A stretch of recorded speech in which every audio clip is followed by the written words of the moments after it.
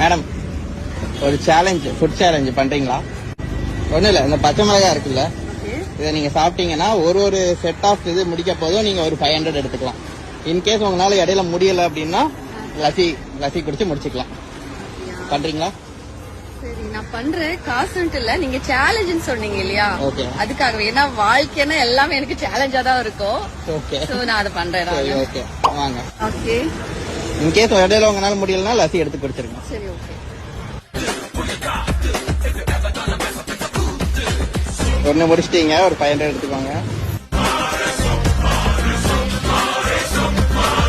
2 முடிச்சிட்டீங்க, 2 500. 3 கம்ப்ளீட் பண்ணிட்டீங்க, இன்னும் ஒண்ணே தான்.